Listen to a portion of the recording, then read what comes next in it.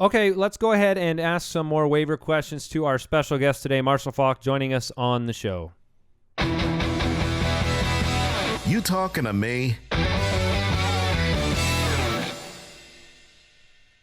The fantasy footballers are thrilled to welcome in Super Bowl champion and Pro Football Hall of Fame member Marshall Faulk to the show this morning. Marshall, as you know, is also an analyst on the NFL Network, and he joins us today to talk about the current NFL season and a new tool to help you win your fantasy football league. Good morning, Marshall.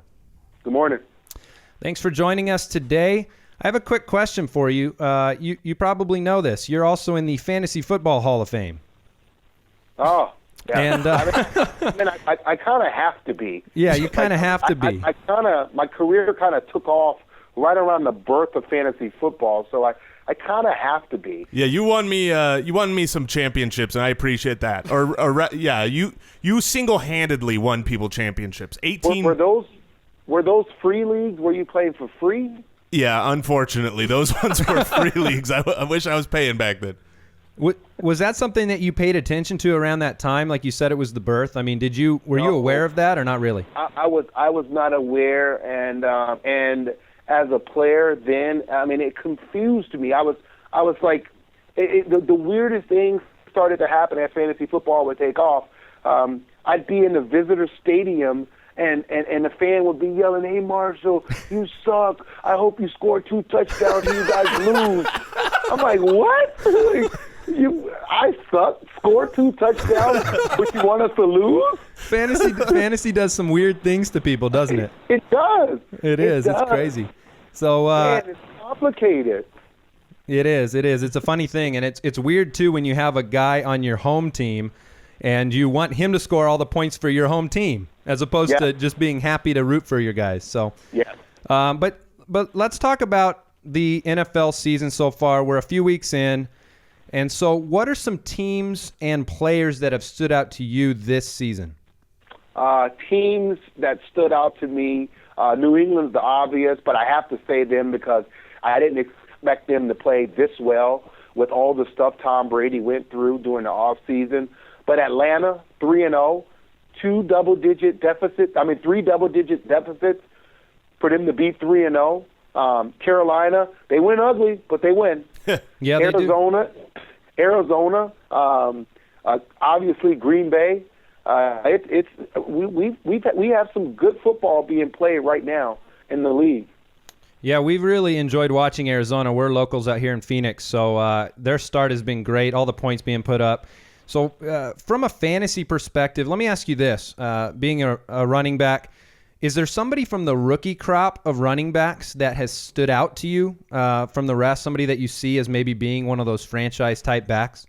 I wouldn't say franchise. I think the franchise backs are the 2 backs that got picked up, Gurley and Gordon. They're the franchise backs. Now, franchise fantasy backs, Amir Abdullah is going to be special. I believe Kevin Coleman, when he's healthy in Atlanta, he's going to be special. These are guys that, if you're in a PPR league, they are going to catch you balls. They're going to get you yards on the ground, and they're going to help you out a lot. I don't know if the other 2 guys are going to be that consistently because they play on teams where they're going to be first, second down guys. They have other guys to come in to play third down and catch passes and do stuff like that. What do you think about David Johnson in Arizona? I like David. Listen, they've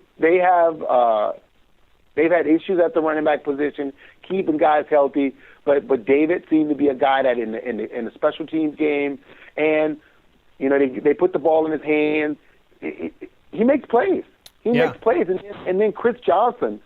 Chris is having his career kind of resurrected because all the down the field throwing is opening up running lanes for Chris Johnson that he hasn't had in a long time. We didn't expect that kind of impact, yeah. No, he hasn't. But he hasn't seen 6-man boxes in a long time.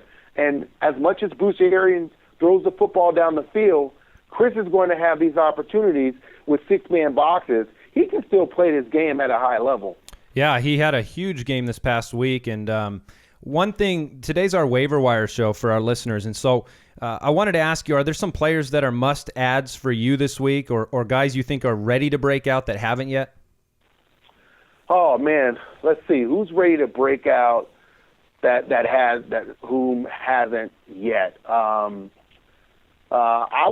like Terrence Williams. Okay.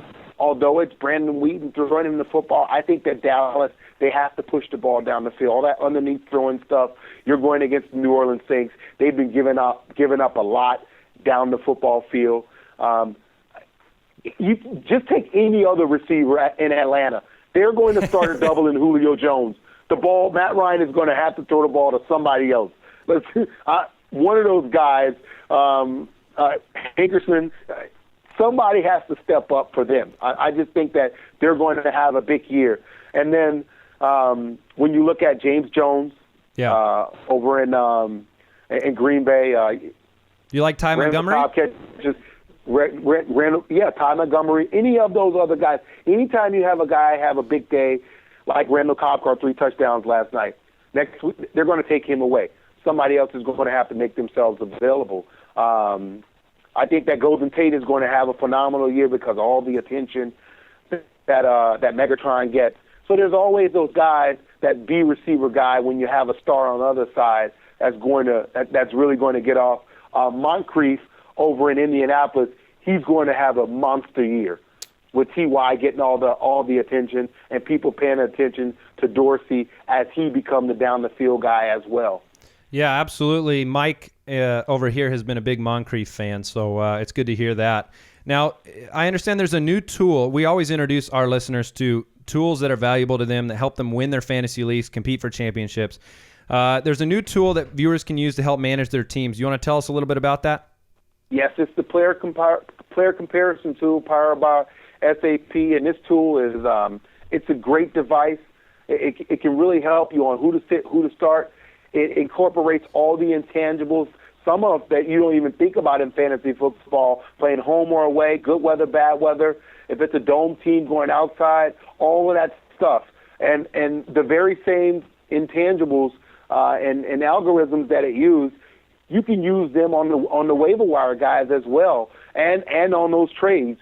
Don't make any silly trades without knowing the value of your guy and really the value of the guy that they're dangling out there for you to make the trades with. You need to have information. There's a lot of sharks out there, and this tool can do things from as simple as who to sit, who to start, and then the information on how valuable are the people you're trading for and the people you're trading.